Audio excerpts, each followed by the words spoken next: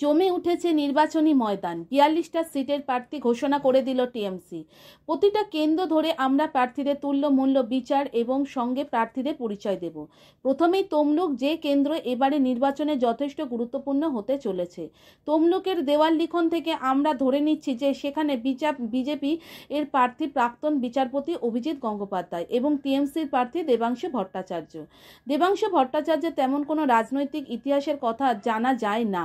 দেবাংশু রাজনৈতিক উত্থান সোশ্যাল মিডিয়াতে মমতা ব্যানার্জির নির্লজ্জ স্থাবকতার মাধ্যমে, এবং খুব সূক্ষ্মভাবে সেই স্থাবকতা এমন পর্যায়ে নিয়ে যায় যে সোশ্যাল মিডিয়াতে যথেষ্ট পরিমাণে গালাগাল খেতে হয়।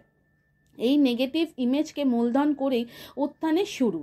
সুপ্রিমোর নজরে আসা বিভিন্ন মিটিং মিছিল স্বঘোষিত নেতা হিসেবে যোগদান এবং স্থাবকতা, সেই নির্লজ্জ স্থাবকতাকে নিজেদের টিআরপি বাড়ানোর কাজে লাগাতে মিডিয়াতে সুযোগ এবং সেখানে বসে সেই একই ভঙ্গিতে হাওয়াই চটিতে নিজেকে সমর্পণ করে দেবাংশু। শেষ অবধি হাওয়াই চটি চেটে পরিষ্কার করার পুরস্কার স্বরূপ তমলুকের টিকিট, কথাবার্তা ধরন দেখে শিক্ষাগত যোগ্যতা সম্পর্কে যথেষ্ট প্রশ্ন থেকে যায়। শুভেন্দুর কথায় লাল চুল কানে দুল, তার নাম তৃণমূল। অপরদিকে যতদূর আন্দাজ করা যায় বিজেপির প্রার্থী হবে প্রাক্তন বিচারক অভিজিৎ গঙ্গোপাধ্যায়।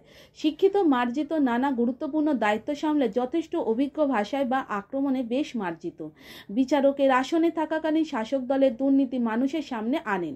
ওনার জন্যই আমাদের রাতের পর রাত জেগে ইডির টাকার বস্তা উদ্ধার টিভির পর্দায় দেখতে হয়। পার্থ, অনুব্রত, বালু ইত্যাদিদের জেলযাত্রা অনেকটা ওনার কল্যাণই হয়েছে। মানুষের মনে অভিজিৎ গঙ্গোপাধ্যায়ের একটা সম্মানজনক এবং শ্রদ্ধার জায়গা রয়েছে। দেবাংশুকে মোকাবিলা করতে হবে শুভেন্দুর অধিকারী খাস তালুক তমলুক থেকে। মনে রাখা দরকার, শুভেন্দুর খাস দুর্গ থেকে মমতা ব্যানার্জি 2021 সালে বিধানসভা নির্বাচনে শুভেন্দুর বিরুদ্ধে লড়াই করতে গিয়ে হোঁচটকে মুখ থুবড়ে পড়ে। ফেল করা মুখ্যমন্ত্রী পরে নিজের পাড়া থেকে দাঁড়িয়ে মুখ রক্ষা করেন এবং সেই নিয়ে শুভেন্দুর কটাক্ষ এখনও মাননীয়াকে সহ্য করতে হয়। ফলত সেই রকম কঠিন কেন্দ্রে চাটুকার দেবাংশু কতটা নিজের দুধের দাঁত ফোটাতে পারবে সেই বিষয়ে যথেষ্ট পরিমাণে সন্দেহ আছে।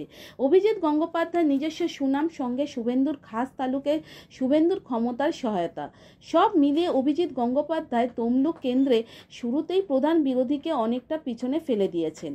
মনে হয় সুপ্রিমো দেবাংশু হালে পানি পাবে না জেনেই তাকে ওখান থেকে প্রার্থী করেছে। হারা সিটে হারুক, প্রার্থী করার আনুগত্য থাকবে, চাটুকারতা চলবে, ভালো প্রার্থীকে কঠিন চ্যালেঞ্জের মুখে পড়তে হবে না। অনেকটা যেন মাংসের হাড় ছুঁড়ে দেওয়ার মতো। দেবাংশুকে জেতানোর যদি সত্যি ইচ্ছে থাকতো তাহলে তৃণমূলের যে কোনো খাস তালুক থেকেই দাঁড় করাতে পারত।